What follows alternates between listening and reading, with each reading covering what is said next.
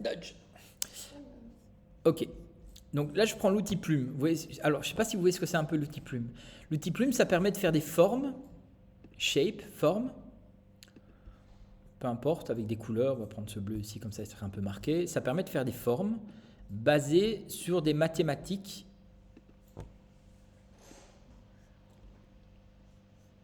Attendez, excusez-moi, ça ne va pas être activé. Voilà, ça permet de faire des formes qui permettent aussi l'avantage d'être manipulables, modifiables et d'étirer, de modifier un peu cette forme. Donc ce qu'on appelle un vecteur, c'est un tracé mathématique. L'avantage des vecteurs, c'est qu'il n'y a pas de perte de qualité si on les tire à l'infini ou si on le réduit. Il y a plein d'usages, plein d'intérêts à ce niveau aussi. Pourquoi je parle de forme? Je vais supprimer et je vais faire ici, on peut faire une forme et on peut faire un tracé. Un tracé, c'est un peu une destination ou une sorte de guide virtuel. Et je vais zoomer, vous allez voir ce que je vais faire un truc un peu particulier, mais vous allez comprendre. Il ne faut pas être trop précis, mais regardez, je fais un premier point, un deuxième point, et sans relâcher ma souris, je vais étirer. Et en fait, ça, ce qu'on appelle des tangentes. Et les tangentes, ça permet de modifier la courbe de ce tracé. Et là, je vais essayer de suivre ici, je vais faire un point ici, je vais étirer, je vais faire un point ici, je vais étirer, je vais essayer de suivre un petit peu la courbe. Ok. Là, je vais appuyer sur la touche Option, et en appuyant sur la touche Option, vous voyez que ma tangente, je peux la glisser vers le haut, ce qui veut dire que mon angle ici va être droit. Je relâche, non Igor?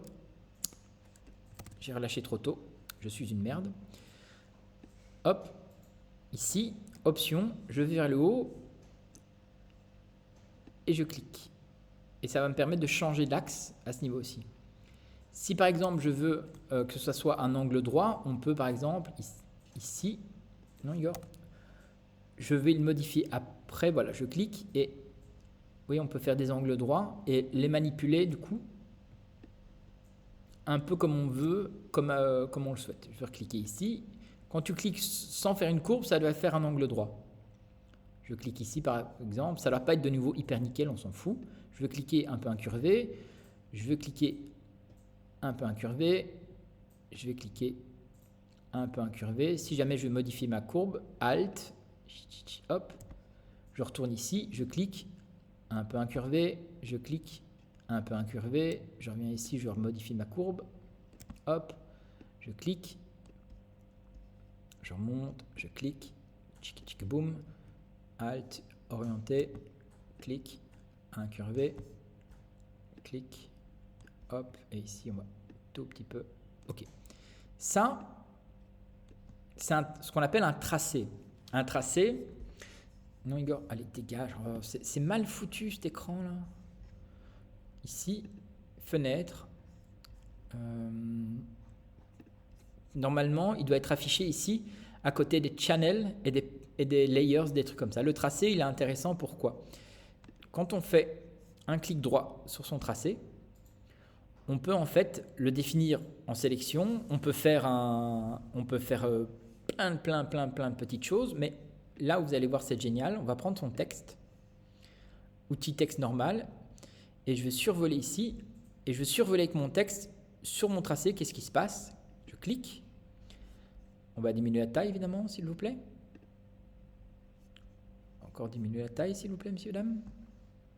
Avec les fenêtres, c'est pas mal, hein. Oui, mais on va mettre texte, évidemment, excusez-moi, je ne sais pas pourquoi il fait ça. Tu vois le tracé, le but c'est ça. Ici, il avait fait un twist parce qu'il avait mis le truc ici, on a fait un lorem ipsum, mais le tracé, ça va permettre par exemple de définir un texte et de faire aligner un texte sur tout un tracé. Ça, pour une invitation, une carte de vœux, c'est génial, hein. Et ça reste du texte éditable, on peut remplacer le texte qu'on veut, on peut... Vous voyez tous les effets qu'on a fait ici pour le Island, là, ici, que j'ai transformé. Donc, je vais...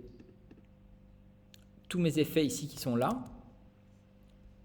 Je retourne ici sur mon double calque. Je double-clique sur mon calque, je retourne dans mes styles ici. Je reprends mes styles d'effet si je veux, ou pas. Et on peut très vite adapter. Voilà, du coup, le contour, il est trop épais. Ça, c'est un petit peu dommage avec Photoshop. C'est qu'il n'adapte pas le style de calque. Dans Illustrator, il va adapter le style d'effet proportionnellement à la taille des caractères, à la taille des éléments, mais pas dans Photoshop, parce que c'est pas son... Il peut le faire, mais ça ne veut pas dire qu'il est fort là-dedans, quoi. C'est comme un autre prof il pourrait faire quelque chose, mais c'est pas son fort, quoi. Excusez-moi, je suis... Inner Glow, Shadow... Tu vois, du coup, le Drop Shadow, ici, il n'est pas adapté. Le Stroke, il est pas adapté. Donc, l'idéal, ça serait de faire autre chose, par exemple.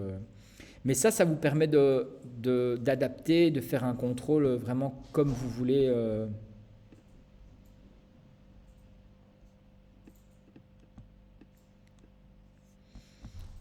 Pour mettre du texte, ça peut être, et du coup, on peut le mettre partout. Vous voyez, on peut même faire, par exemple, prendre une silhouette et mettre sur chaque mèche de cheveux du texte, par exemple, ou habiller entièrement quelqu'un avec du texte en créant des shapes comme ça. Et on peut faire des shapes de toutes les formes comme on veut. Ça permet d'être hyper.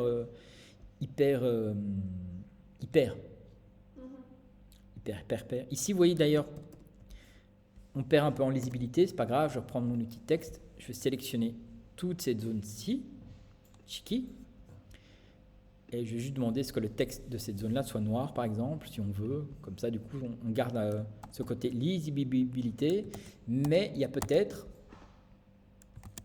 une autre solution. On va essayer ce qu'on appelle les modes de fusion. Et là, c'est à voir, est-ce qu'il y en a un qui va aider pour le texte ou pas? Je ne suis pas sûr.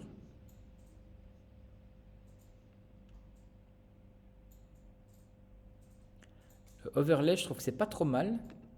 Pourquoi? Parce que... il est extra. Le overlay, vous voyez ici, ça assombrit, ça éclaircit. Et là, ça éclaircit, même si ça manque encore un peu de luminosité. On va voir peut-être avec un autre mode ici plus tard. Différence, voilà, différence, ça c'est bien. Différence. Du coup, ton texte, il va automatiquement plus ou moins s'adapter à la luminosité du dessous pour faire un peu le... Mais du coup, dans les gris, tu vois, ça manque un tout petit peu de... Donc, ça marche sans être parfait, je pense. Et là... Non. Il faut que j'enlève. Stroke. Exclusion. Divide.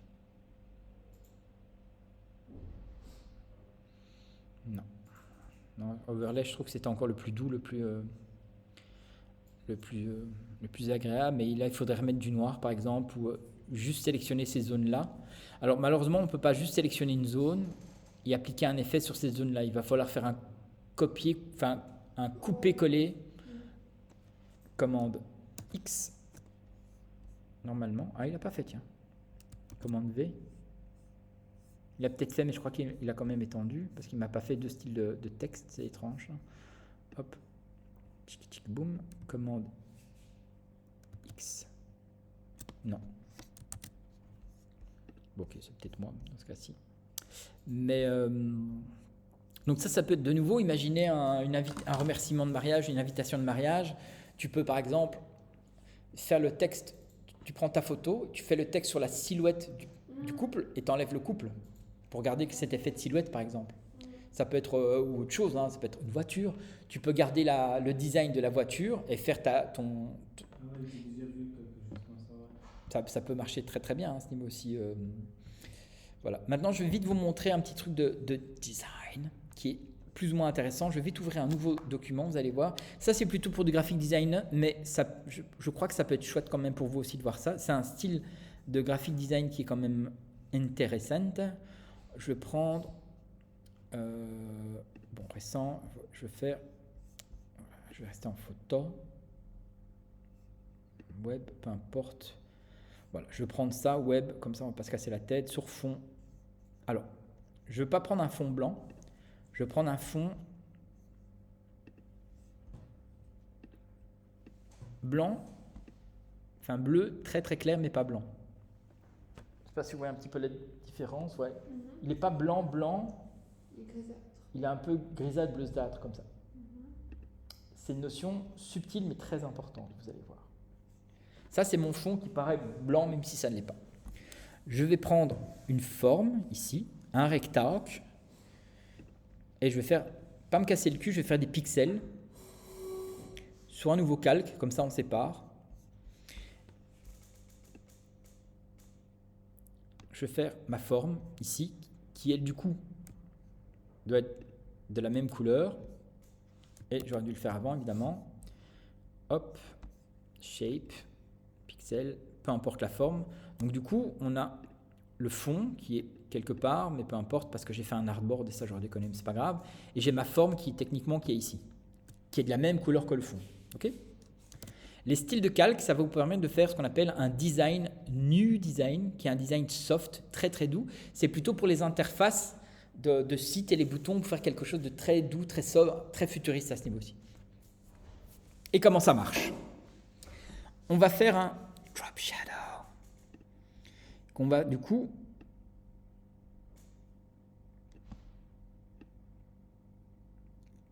adoucir beaucoup. Rectangle blanc sur fond. Mais presque. Tu vois, on va un peu le positionner un peu comme on le souhaite. On va diminuer un peu sa taille, augmenter un peu le spread. Non, diminuer le spread un peu. Il faut trouver parfois un peu les mots justes. Voilà, je veux qu'il soit là, qu'il ne déborde pas de l'autre côté. OK. Il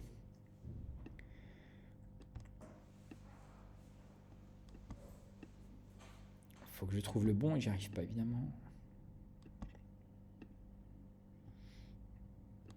Et opacité.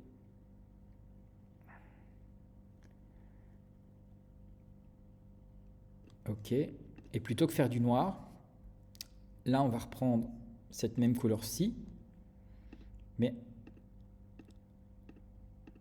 un petit peu plus sombre. Comme ça.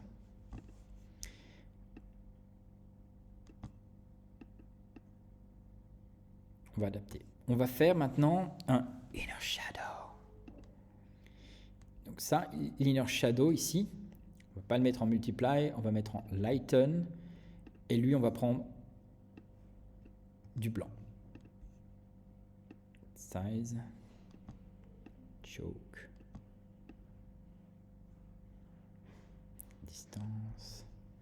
On va augmenter l'opacité, comme ça c'est un peu plus visible. Hop, on va activer le Bevel and Emboss. Et ici, l'ombre, de nouveau, on va prendre cette couleur-ci, mais un petit peu plus sombre aussi. Voilà, le drop shadow, on va diminuer l'opacité quand même, parce qu'il est un petit peu fort. Non, plutôt, je vais augmenter l'opacité.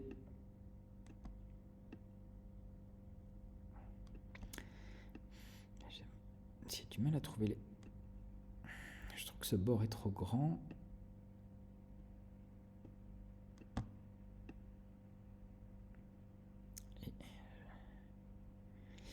Attendez, un souci que je ne confonds pas quelque part.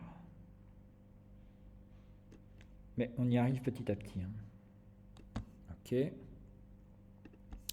Ah merde, j'ai doublé. J'ai pas dû faire OK, c'est pas grave. On peut revenir dessus. Inner Shadow. On peut faire un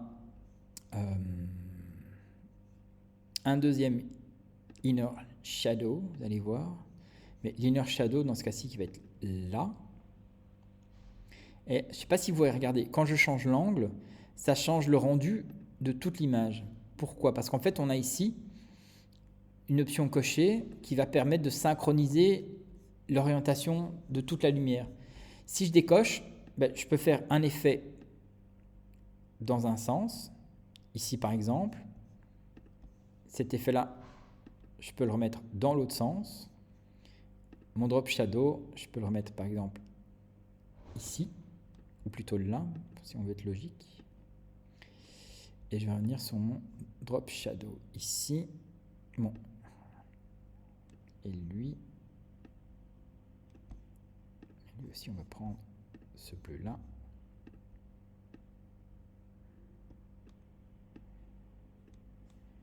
Ok, choke.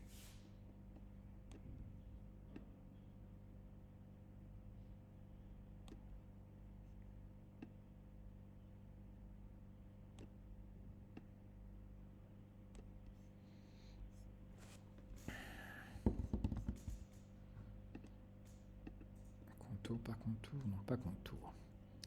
Là, le but étant, et après je vais encore diminuer, vous allez voir un tout petit peu tous mes effets. Hop, inner shadow. Yes. Drop shadow. Et je vais faire un nouveau drop shadow ici. Drop shadow. On va mettre ici. On va aussi mettre en lighten et en blanc. Hop, et on va essayer screen même. Ok.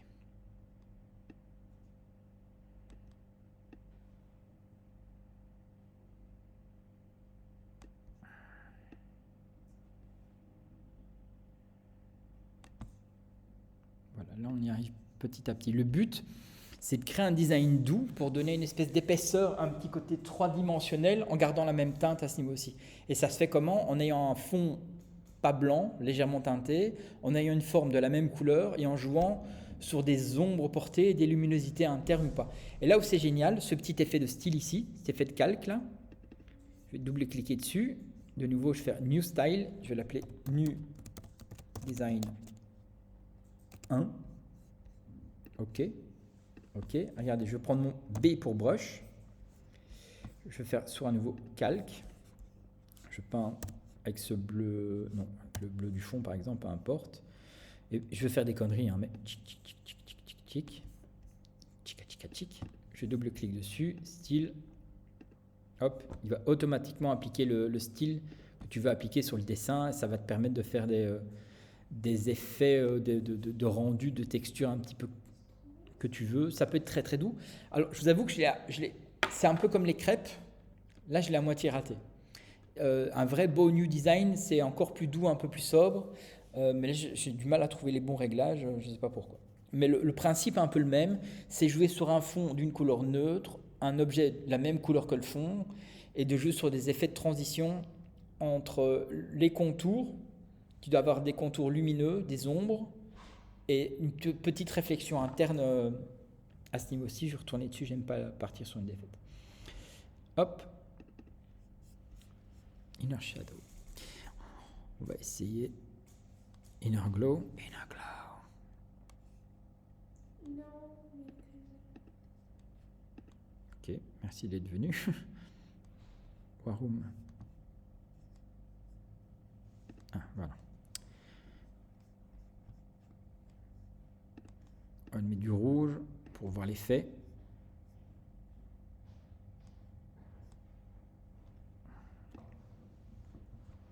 Ok. Lighten. C'est bien screen. On voit un petit peu l'effet. On va diminuer le choke.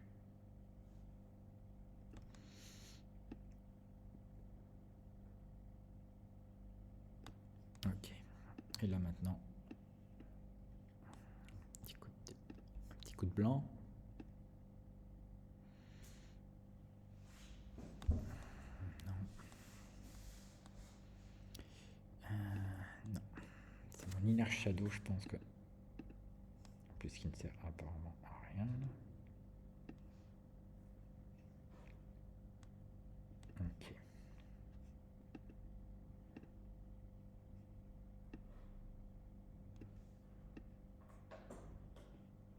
c'est du chipotage. Alors, c'est du chipot, oui, comme tu dis. Mais à partir du moment où tu as trouvé ton bon réglage, Je l'enregistre seulement pour le prochain. voilà, tu l'enregistres exactement. Et ça marche mieux quand tu as des formes un peu rondes, par exemple. Si je fais plutôt une ellipse.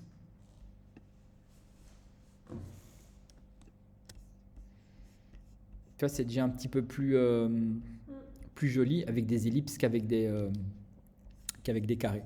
Le but, c'est de donner cette espèce de profondeur. Alors, Pourquoi ça peut être intéressant? Imaginez vous faites un arrière-plan pour un site, pour une invitation, pour un truc comme ça, et vous pouvez intégrer dessus une image, et ça va faire sortir le contraste et un peu la profondeur de l'image. Exemple, je vais ouvrir la belle photo. On va prendre la belle photographie. Où quelle est la belle photographie? Le directeur en sportif? Non, j'en ai normalement dans le document. Voilà, on va ouvrir Elodie. Hop. Eh ben, ainsi quand même. Commande J, commande C, Chikiboom, non. Ok, tu veux pas? Moi je te dis que tu vas vouloir.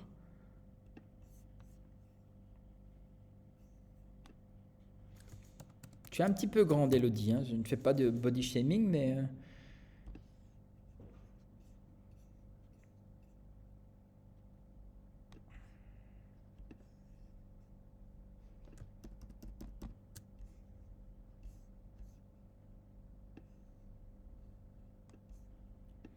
peu importe, la sélection vraiment pas parfaite. Mais tu vois, ça permet... Et ici, regarde, on va l'intégrer quand même un petit peu mieux. Mettre en mode, je sais pas moi.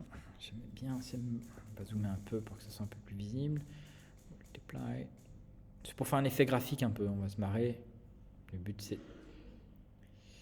On a des tas d'autres effets. Il faut parfois juste trouver ce qui te...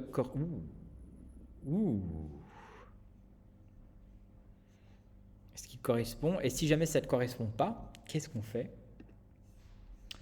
On fait un petit calque de réglage. Gradient mapping. Et ça, c'est absolument génial. Le gradient mapping, qu'est-ce que c'est? Mais il faut le faire. Je voudrais qu'il soit visible que sur la meuf. Donc du coup, on fait ce qu'on appelle un clipping mask. Donc tu appuies sur la touche option, tu cliques entre tes deux calques, et du coup tu vois mon masque d'écrêtage. C'est-à-dire que ce masque de réglage là, il ne soit efficace que sur la meuf. Et qu'est-ce que ça va faire? En gros, ça va dire les tons noirs, c'est ça, les tons clairs, c'est ça. Mais je voudrais inverser. On va prendre ici. On va mettre ça là. On va mettre ça là. Et on peut jouer par exemple un peu sur les contrastes. Tu veux que ça soit un peu plus clair. Ça c'est trop.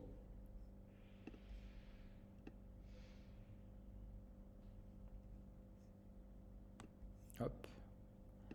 Ok. Du coup, tu peux faire des designs aux couleurs un peu intégrées. Et si jamais tu veux que ça s'intègre évidemment encore plus, tu peux diminuer l'opacité de ce calque pour qu'il s'intègre ou pas. Tu peux faire un peu... Parfois, c'est un peu juste de la recherche. Il faut parfois un petit peu chercher pour trouver ce que tu ne pensais pas avoir besoin. Parfois, ça colle à rien non plus aussi. Ça, c'est les processus. En tout cas, c'est mon processus créatif. C'est faire du chipo qui permet d'aboutir parfois à des trucs intéressants ou pas. Voilà, ça, j'aime bien parce qu'il y a quand même encore un peu les couleurs d'origine. Et imaginez, voilà, on continue à faire de l'habillage de texte. Ça peut faire une jaquette de CD, par exemple. Pour vous montrer ici, Open, Cloud. Ça, je vous l'ai déjà montré, je pense. Ouais, hein. Mais le procédé ici de cette image-ci, à la base, ça c'est la photo d'origine. Cette photo d'origine, je l'ai transformée en noir et blanc. J'ai mis un léger flou et j'ai désaturé. Ici, j'ai augmenté le contraste. Ici, j'ai densifié un tout petit peu les cheveux. Là, j'ai bien boosté le contraste pour faire un truc très dynamique comme ça. Et là, attention, j'ai rajouté, en fait, c'est une texture que j'ai fait dans Illustrator pour faire des espèces de vagues, que j'ai tout simplement importé ici, que j'ai transformé en calque dynamique, j'ai fait un effet. Et dessus, j'ai mis une pattern. Une pattern, c'est une texture qui va donner ce côté un peu plus particulier. Et au-dessus de ça, j'ai fait un calque de réglage qu'on utilise très très peu. C'est un calque de réglage seuil en français, threshold. Et qu'est-ce que ça va faire? Ça va en fait convertir tout en noir et en blanc.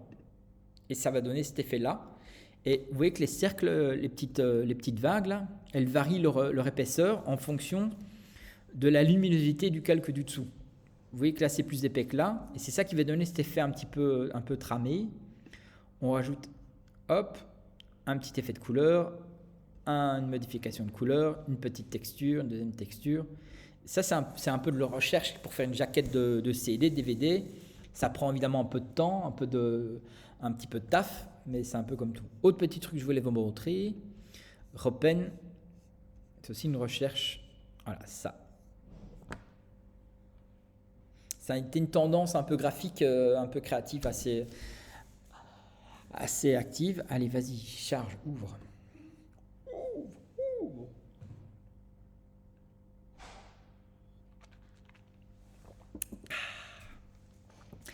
Avec pendant que ça charge, parce que ça va prendre, je pense, un petit peu de temps, avec les designers UX/UI, je leur ai demandé de faire un petit exercice. On avait fait une discussion sur le design inclusif, le fait d'inclure les différents genres, le fait d'inclure différentes cultures, différentes religions, différentes origines, tout ce que tu veux, les vieux, les jeunes, les handicapés. Et je leur ai demandé de dessiner un nouveau symbole pour les toilettes, pour faire un symbole un peu plus universel. Ils ont du mal, hein. Ils ont du mal. Allez, charge, ouvre. Merci, réseau internet rapide. Il y en a déjà, t'as la fibre toi? Bien sûr. Déjà? Ah, moi, le bec est important. Et c'est bien, hein? C'est incroyable. Très rapide. Mais Proximus, les arnaqueurs. Bah oui.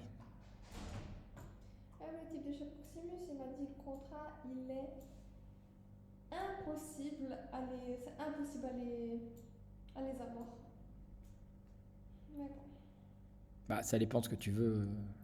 On nous avait promis plus de gigas. Mais encore une fois, enfin, ouais, De 1 stock. giga De... de vitesse de téléchargement. Ah oui, ça oui. Ça, ouais. Et en fait, non, il n'y avait pas autant que ça. Du coup. Ouais, maintenant, déjà 500 mégas, c'est déjà pas mal quoi. Moi je suis à du 40. Oui, mais si on m'avait promis 1 giga. Mais après. Ouais, mais du coup vous avez pris l'option à 1 giga. Ouais. Enfin, non, du coup, non, même pas. Même pas. Donc, on est. Ouais, donc si vous n'avez pas pris l'option 1 giga, vous n'aurez jamais. Je l'avais pris, hein. Ah ok. Je l'avais pris. Enfin, c'était pas que genre le tout nouveau pack chez Proximus. C'était pendant une expo. Et en fait, plus on enlève d'options, genre l'échelle et tout ça, le fixe et tout, eh ben, plus on enlève de gigas.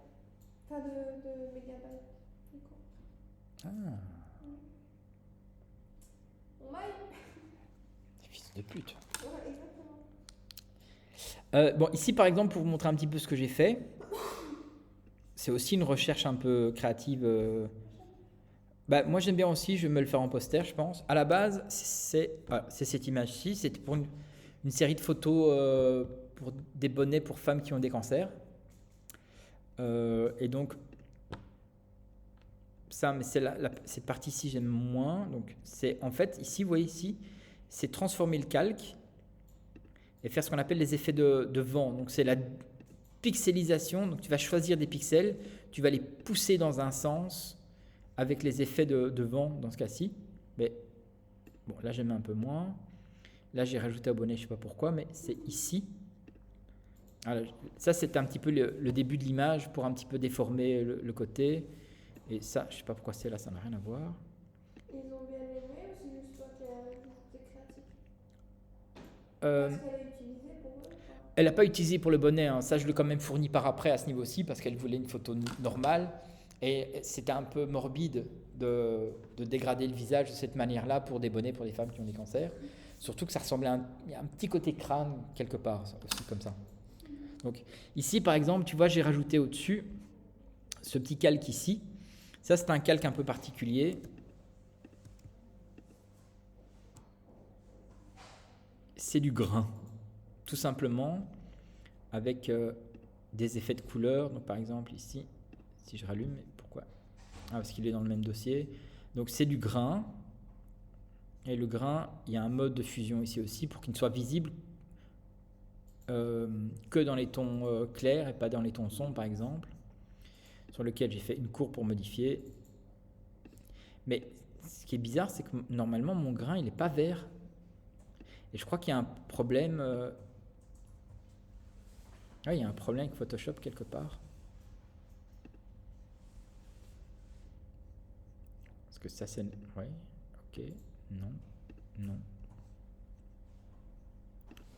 seuil. Double seuil. Ouais, donc ça, c'était l'image un peu de base. Avec un petit effet. Donc je sais pas si tu vois le grain. Ici, le grain, il est visible sur le fond. Et pas sur cette teinte-ci. Tu vois, sur certaines zones, il est visible. Parce qu'il est clair. Voilà. Tu vois, là, il est visible partout. Mais du coup, je crois qu'il était trop présent. C'est pas joli. Et de le cibler comme ça permettait d'accéder, d'avoir un peu plus de souplesse. D'ailleurs, quand vous regardez une image numérique photo, le grain, il est dans les tons sombres. Il y a pas si jamais tu as des tons blancs, il n'y a pas de grain dans les tons blancs, quoi. Ça, c'est justement un effet de postérisation. Qu'est-ce que c'est que la postérisation? C'est pour montrer maximum 4 couleurs dans l'image. Ou là, du coup, plus, dans ce cas-ci, évidemment, 2 couleurs par chaîne. Donc 2 rouges, 2 verts, 2 bleus, des trucs comme ça. Ça permet de faire des petits effets créatifs si on veut aussi. Et vous voyez ici le remplissage.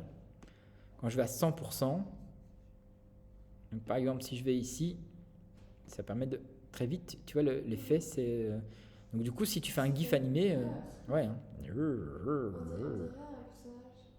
Ouais. Il y a un truc le cri.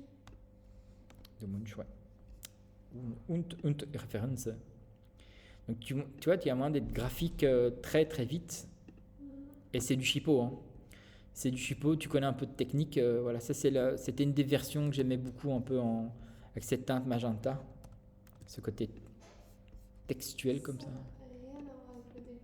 Ah, ça, t'imagines? Bonnet pour les femmes qui ont cancer. On voit plus le bonnet. On Moi, voit je juste l'ai une pas. forme. On voit peut-être que le cancer, là. Oui, ouais, mais c'est vrai. Ouais, du coup, c'était pas une bonne idée pour le. Et ça, c'est technique de. C'est une technique de destruction d'images pour donner des effets comme ça s'appelle du data moshing. Ça se fait beaucoup en vidéo. Ça se fait évidemment. Je vais vite vous montrer des exemples. Je vais sûrement trouver des millions.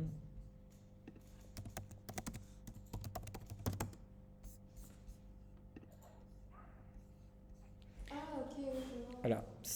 À la base, c'est des erreurs, hein, mais en fait, il y a plein de clips. Voilà, exactement. Il y a plein glitch. Oh, ça donne envie. Hein. Pourtant, j'ai des anti-pubs, hein, mais YouTube. C'est fou combien de temps on peut avoir sur une seule vidéo. ouais, ça. Au début, 3 à la fin. Ah, celui-là, je peux la skipper. Pardon. Ah, ça j'aime trop. C'est dingue. Hein. C'est incroyable. En ce moment, il y en a plein sur Instagram. Comme le truc où il y a une personne, et puis Ouais. après, en fait, c'est du sable. Ou, Ouais. c'est vrai. Ça, c'est du data mushing. C'est un peu de taf, évidemment, et le résultat est parfois un peu bizarre, mais. Il y en a un, il est là à chaque fois, et il se fait tomber. Il se jette comme ça en roule, et puis ça devient une pierre. Puis ça s'éclate comme du sable. Puis c'est. Ouais, c'est dingue. Mais ils sont.